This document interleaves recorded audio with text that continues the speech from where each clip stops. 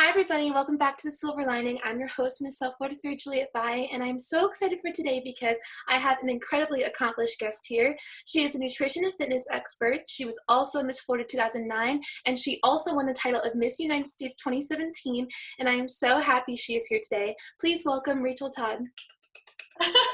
Thank you. Thanks for the applause.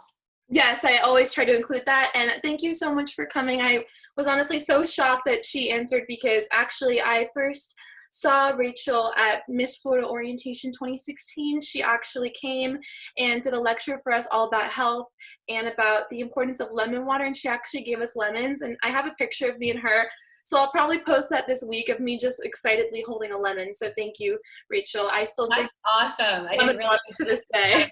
of us. That's awesome. I love it.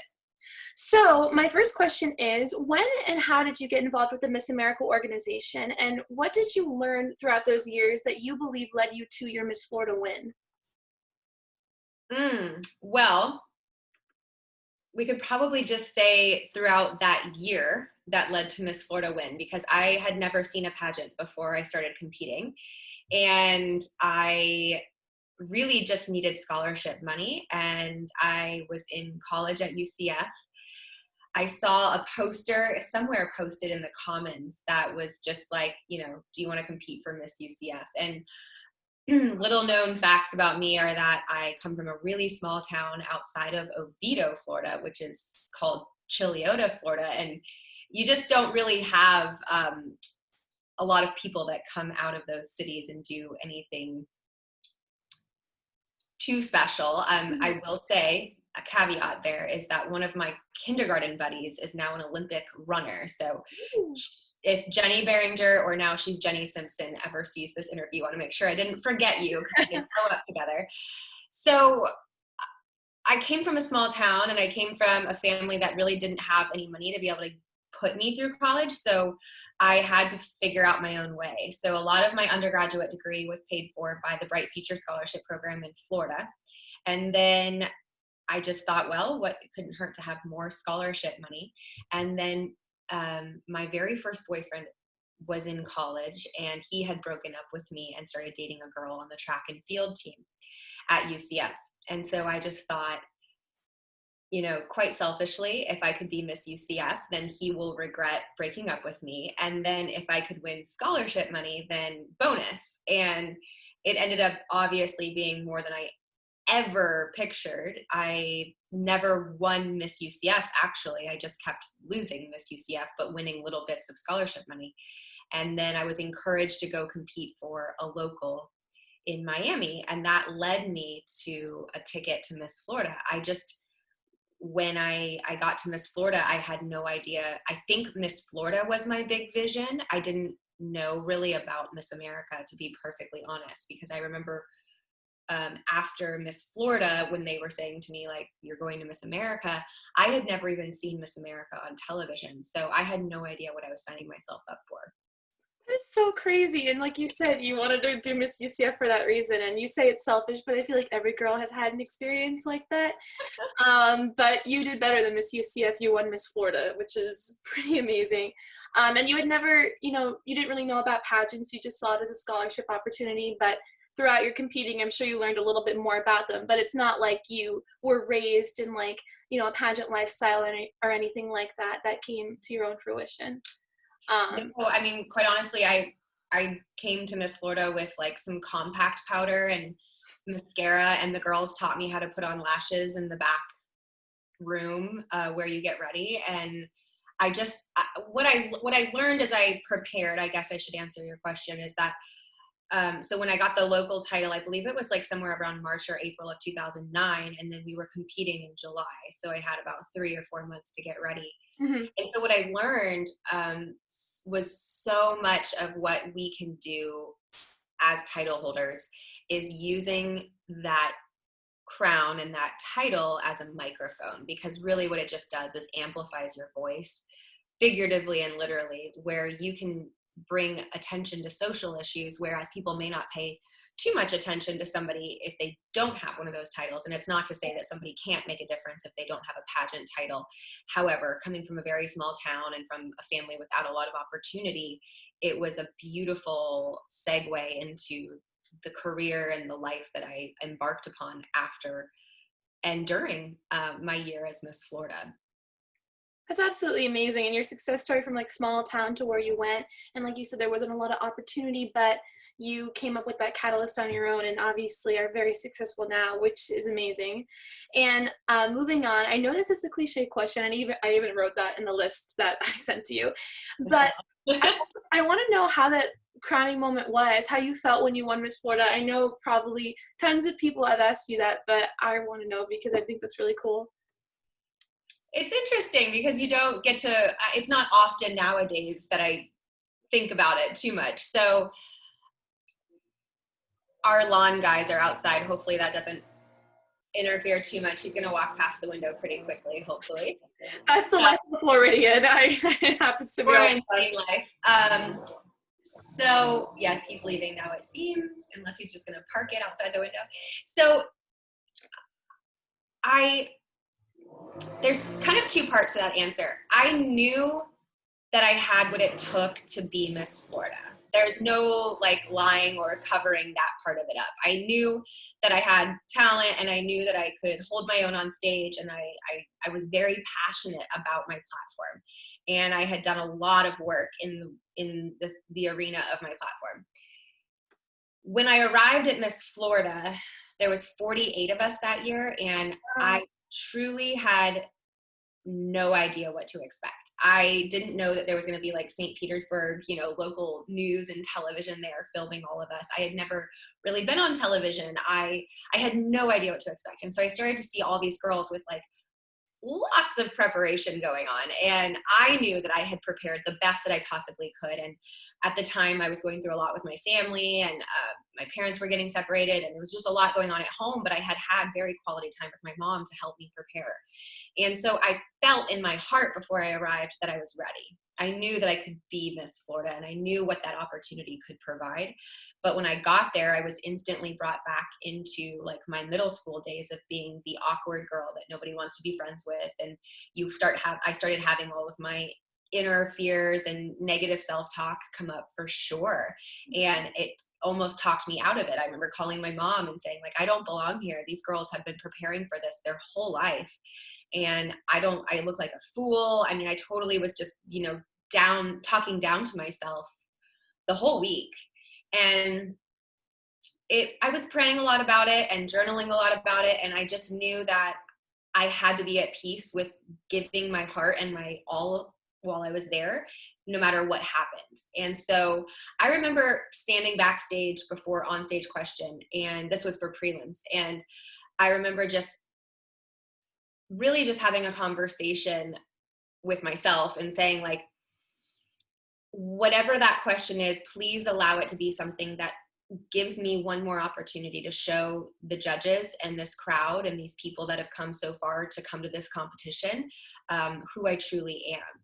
And backstory is that I had found an article in the USA Today that was outlining the millennial generation prior to arriving at Miss Florida. And I was learning so much about what was so important to our generation, civil service, and that applications to Teach for America and Peace Corps were up 144%. And on the other side of things, so much was being said negatively about our generation, saying that, I guess my generation, I don't know if you're a Gen Y or a millennial or if you're on the cusp or something, but so much was being said about my generation that we were selfish and that we didn't want to work hard and that we were lazy and all of these things, right? So I just remember standing there and I was like, please just give me one more opportunity to show these people who I truly am in my heart.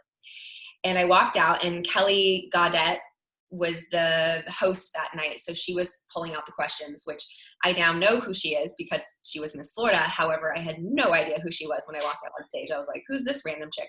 So I remember just drawing out the question, And I had heard other questions throughout the night, something along the lines of like, if you could be any Disney princess, which one would you be and why? And if you could be any perfume, which would you be and why? And I just remember thinking like, come on, like we're competing for Miss Florida. These questions need to be a little more in depth, in my opinion. Right. And so the question was, you know, so many people say that your generation is self-centered and that they don't care about anything but themselves. What can you say to defend this? And my mom knew that I had been obsessed with this article and that I had studied it and that I had done all this reading on the millennial generation. And so I remember just looking at her from the stage and I was just like, oh my gosh, like this is my chance to just give them one more glimpse into who I am. And so I just, you know, obviously said along the lines of like, there's an article in the USA Today about my generation, and so many people are thinking that we're lazy and self-centered and that we don't care about anything but ourselves. But truly, we've been named the millennial generation, and they're saying that we're the greatest generation since the 1930s, which are the children of the Great Depression, and that we really do want to make a difference in this world, and that we do care about purpose over profit, and that we really do want to see companies that give back and make a difference in this world. And I said, as Miss Florida, I will make sure that my generation knows what they're being looked at to achieve. And when you hold people to higher standards, they rise to the occasion. And I just remember like just goosebumps throughout my whole body. I walked off the stage and I just felt like, wow, okay, I think that sealed the deal. Like if I didn't win, at least I know I gave my whole heart. So that was a very long-winded answer. But so to then fast forward, I remember being there in the top 10. And there was one particular girl who I can relate to this feeling that I kind of felt like she was going to win, or in your head, you're like, that's the strongest competitor, or you make up stories in your head. Mm-hmm. And I remember that they were calling the top 5. And so she was standing, they had called 4 out of the 5, and I was still in line with the 10.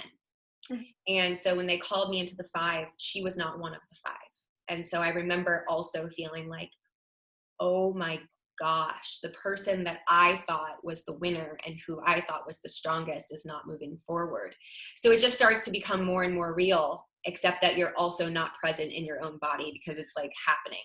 And then we went to commercial because we were on TV that year, and they were just getting us in the places that they needed us to stand. And I remember just looking out at my mom, and she was just crying. And she, you know, now will say like, I always believed in you and thought you were brilliant and talented and all of the things, but I honestly didn't think you were going to pull it off and win your first time around. So I remember just standing there and I just crying. And then they called the 5th person and the 4th person and the 3rd person. So I was standing there with Christina Hanolo, now Christina Maloney. And I just remember we were hugging, like a deep embrace, not just the hands, because I didn't know what to do. I'd never been on a stage like that before. And so, yeah, I just remember thinking and hearing them say something like, your first runner-up, and should Miss Florida not be able to fulfill her duties, she will take over, is, and I think Christina was Winter Park that year, and they said Winter Park. And I just remember hearing Winter Park and knowing that I was, what was my local title? Suncoast. And so I just remember hearing Winter Park. And so you quickly have to do math because you're like, wait, if they called Winter Park, was that the winner or was that the first runner up? I can't remember what they were calling. And so you're waiting for the crowd to react. And so Christina looked at me and she was like screaming. And I was like, wait, in my head, I'm like, are we celebrating Christina or me? I don't know. And finally they said, you know, your winner is Rachael Todd and she's going to Miss America.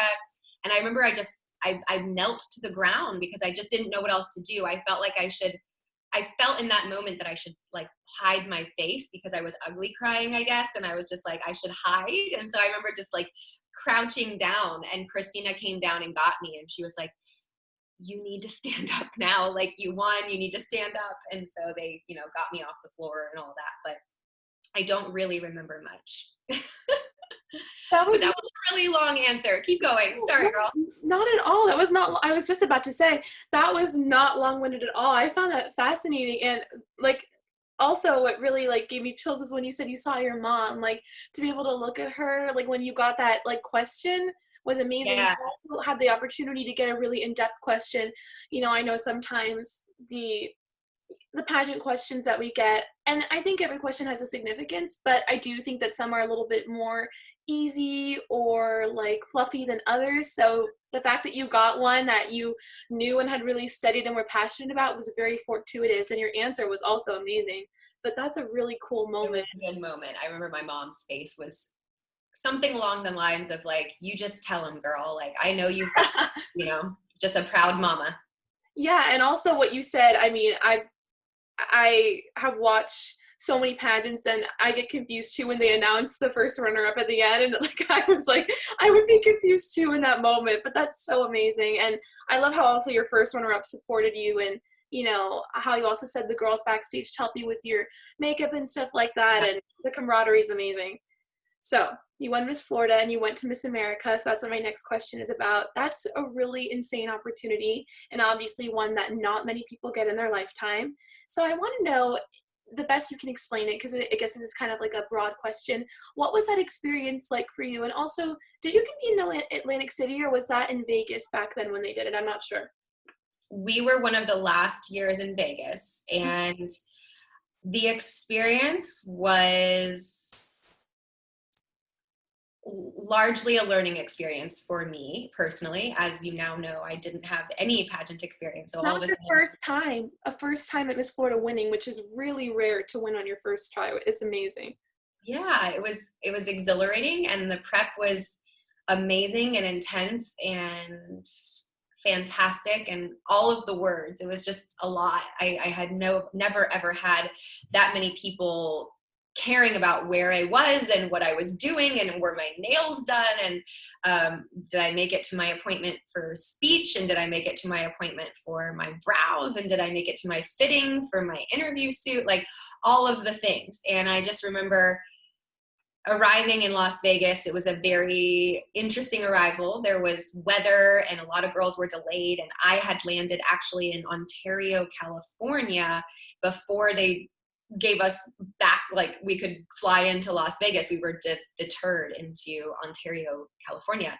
And I had honestly never really traveled by myself very much up to that point. So I remember waking up and they were saying I was in Ontario, and I was like crying because I didn't know if I was in Ontario, Canada, or Ontario. I didn't know where Ontario was. And I just remember thinking like, oh my God, did they send me to Canada? And I was crying. And anyway, it was quite stressful. So I arrived in Vegas, and they kind of threw us out on the red carpet to go do our introductions and the arrival ceremony. And I didn't even have time to change out of my plain clothes. They said, you can either like miss this or you can go right now because we're starting. And I said, do I even have time to like change my outfit? Like I have a whole outfit planned for the arrival ceremony. And they're like, nope, you don't have time. So you can either go out there or you don't have to go. And we can just say that you hadn't arrived yet. And I just remember making a split decision on my own to just show up and go out there. But I was like greasy haired and sweaty from traveling all day. And it was awful. It just like pop the crown on your head and you just go, you just do what you have to do. And so Good it's for you for doing that, though. I don't think many people would have like the, I guess, bravery, for lack of a better term, to go out there and do that and to keep up with that commitment. You know? You just don't want to, I didn't want to be a bad sport. And I didn't want Yeah. them to like take note that Miss Florida was bratty or Right. I don't know, a diva or something. So I remember just being like, all right, I'll go, whatever. I mean, I don't really get that ready as it is. I was sort of like a battle between us as I was Miss Florida, because I tend to just be very, oh, you okay? Sorry about that. That's okay. I tend to be very low key about like getting ready, and I didn't wear a lot of makeup, so to have to wear stage makeup was very weird to me the whole year. So, and also there was times when I'd go out without makeup on just for like a day off, or I would go for a break and like go to the mall with my mom. And I remember one of the board members saw me at the mall without makeup on and called, the board of directors, and I got in trouble at one point while I was Miss Florida for that. They said, you need to represent our brand. If anyone were to ever want to meet you, you want to make sure you look your best. And I was like, well, I think I look my best no matter what. So here I am. But yeah, you just do what you have to do.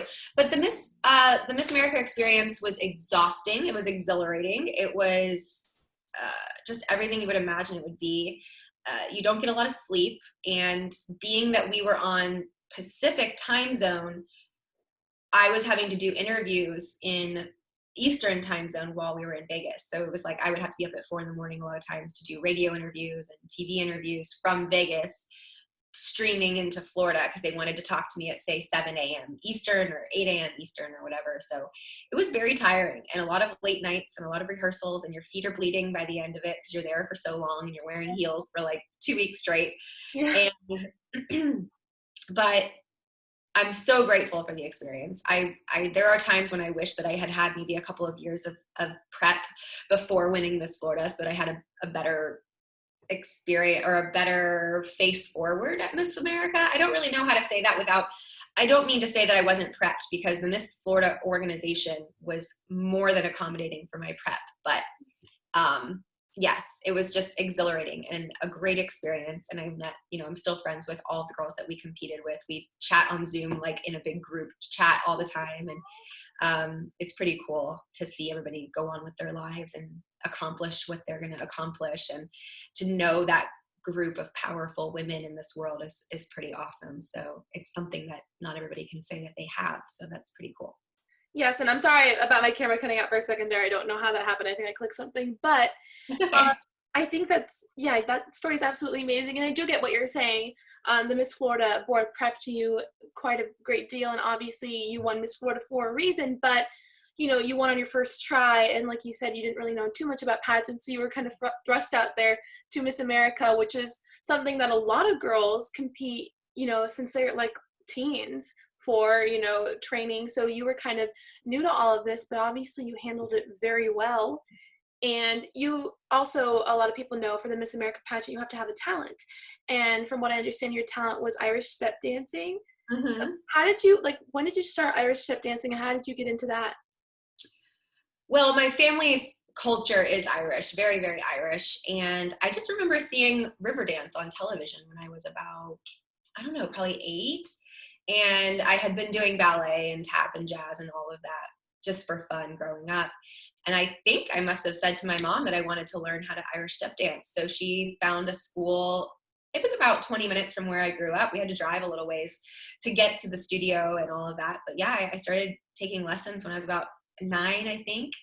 And there's a whole Irish dancing world, just like there's a whole baton twirling world and cheerleading world and lyrical dance world and modern dance world and all of that. So there's a whole world of Irish step dancing with shows, and we compete. And I ended up going up to nationals when I was, I think I was like 14 or 15. I went to Texas for the national competition, and I think I placed 8th or 9th in my age division at the nationals in Texas.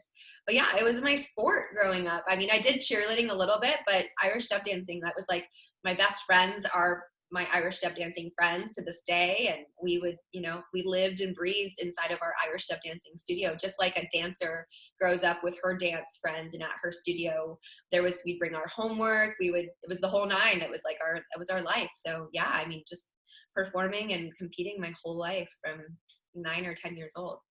That's so cool. And I know Irish step dancing is very competitive. I do have a friend that actually did teen pageants with me that was an Irish step dancer, and she told me how much work and time and dedication it requires, similar to like lyrical competition dance. But it's also more of a rare talent. It's something that I don't see very often, so I think it's very cool. And I'm half Irish, but I absolutely have no talent for Irish step dancing, so I admire it a lot. And now moving on, you are a health expert. I'm going to put your social medias when I post this, so anyone that follows you can see that that's a big part of your life. And as I mentioned before, I met you through a lecture that you gave to all of us about a healthy lifestyle. So if you could just share more about that. As I mentioned, I'm not a health expert like you, so I don't know how to lead into this, but whatever advice you have to share, I'd love to hear it. For sure. Yeah.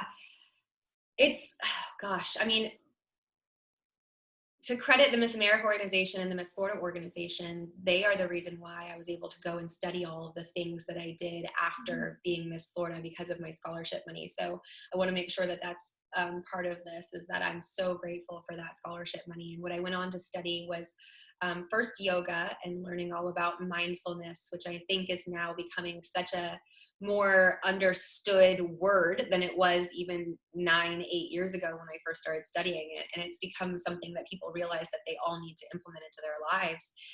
Even pageant competitors, into the interview process and your personal presence and how to really hold your own and be confident and stand, you know, stand confidently when you walk into a room and greet people, and how to really see people and make eye contact and make people feel comfortable and hear what they're saying and be able to repeat it back to them. All of that comes from a practice of mindfulness and really just being present.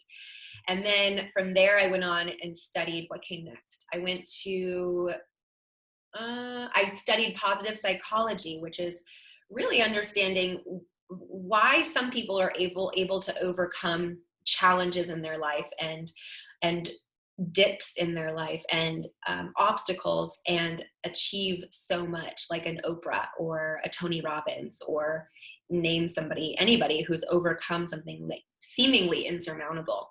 And I really wanted to understand what were the practices and habits and things that people do in order to become accomplished like that and to be able to overcome.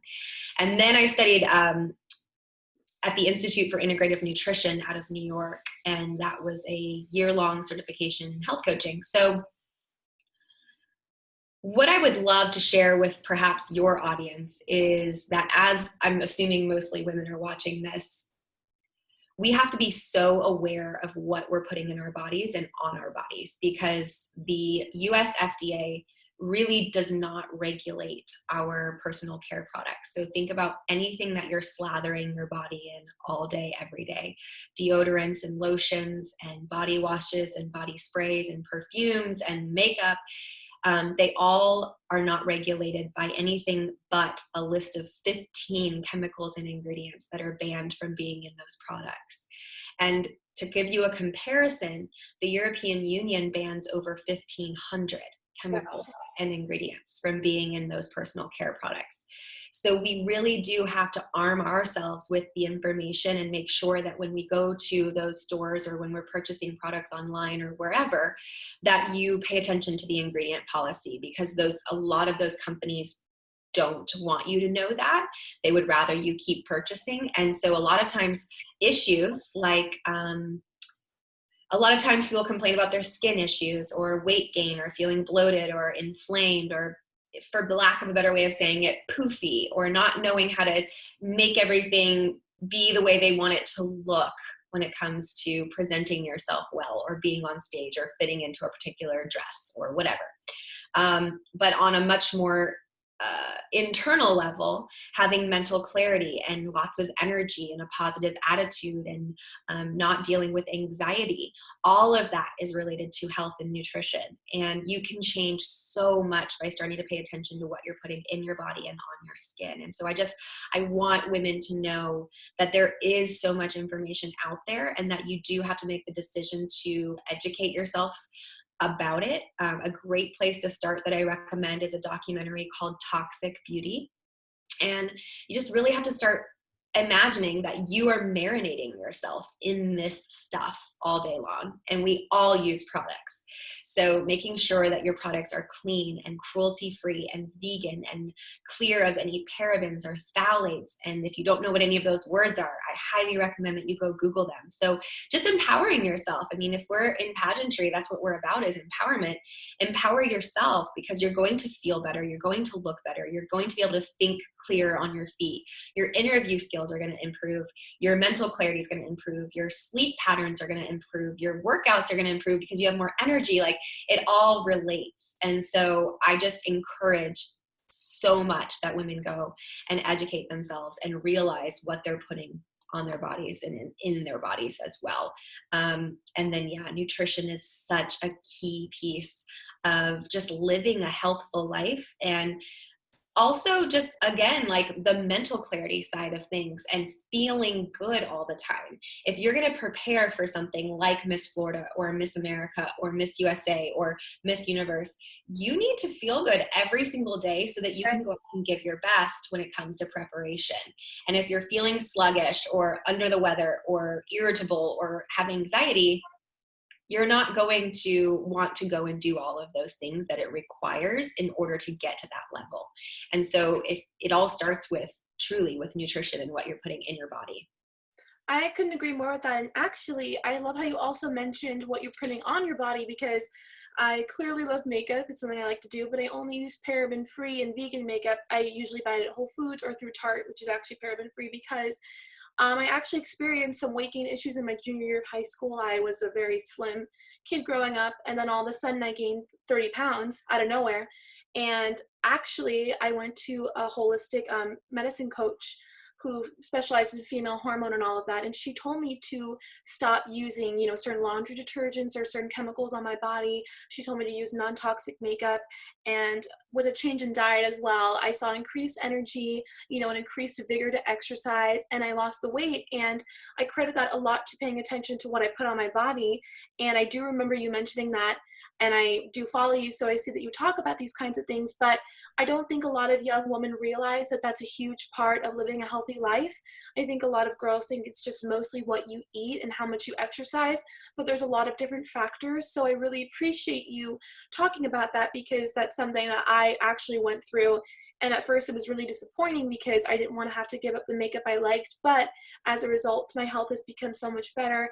And clearly I still can do a full face of makeup just fine. Yeah, there's so many options out there now. You don't have to give up like the pigmentations and the beautiful colors when it comes to makeup. Of course, I still love to play with makeup when I sit down and actually do it. But yeah, you don't have to give up all that stuff just because the makeup is clean and vegan and cruelty-free and paraben-free. You can still have all of the beautiful highlights and contours and all of that stuff. So I think that's a good point, is that a lot of women think that they have to give up the glam in order to have natural makeup, but they don't.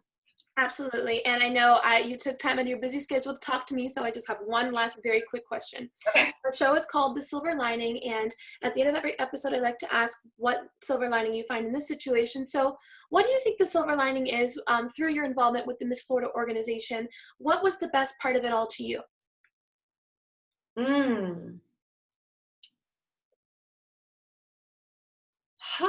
That's a really good question. I think the best part for me was that I probably had some sort of stigma from growing up in a very small town again, and being made fun of, and just being bullied, and feeling like maybe the world was out to get me, or that I couldn't accomplish anything, or that if someone had told me that I would be where I am now when I was younger in middle school and being terribly made fun of, I probably would have laughed in their face or been highly embarrassed that they even thought that about me.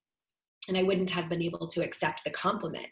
And as I went through my year, of course, at first I only affiliated myself with wearing that sash and that crown. And it was an identity situation where I needed to realize that people really did want to know and hear from Rachael Todd, who happened to be Miss Florida. And that even though I was finished with my year, I could still go and be Miss Florida in the world and bring my talents and my social issues that I cared so much about, and my intelligence and my conversations to the forefront of different issues, and that I would still be respected. And so I think when you go through something like a year as Miss Georgia or Miss California or whatever, for me personally, it took me a while to uncover that it didn't have to be that I was the current Miss Florida and have that sparkly hat on my head to get people to respect me or listen to me, that I truly could go out into the world and do whatever it is that I could imagine. And I want other women and people, and women especially, to know that they're worthy with or without any sort of title. And that if you decide that you're going to go accomplish something, and you write it down and you map it out and you tell yourself the steps it's going to take to get there, yes, it's going to take hard work, and yes, it's going to take dedication, and yes, it takes consistency and never giving up. However, you will get there if you write it down, and if you speak it out loud and you speak it into existence, and you truly, truly, truly can change the trajectory of your entire future with one decision, to not let what anybody else thinks bother you or deter you. And that was probably the best lesson and silver lining from winning something like Miss Florida. And at first thinking like, man, did they crown the wrong girl? Because I really don't fit the mold. And then coming out of it and going through that realization that Rachael Todd won Miss Florida. It wasn't that I had to that I was only important while I was the current Miss Florida. You are absolutely amazing, and I think that is the perfect note to end this episode on. Thank you so, so much for coming. I am so appreciative. I really was fangirling when you answered me, and I hope I didn't seem too nervous. But guys, make sure to check out Rachael's social media. She is an entrepreneur. She's a fitness expert and just overall very inspiring. Rachael, thank you so, so much. I appreciate this, and I can't wait to talk to you in the future. Thank you, Juliette. I'm really, really proud of you. This is awesome. Thanks for having me. Thank you so much, guys. Bye.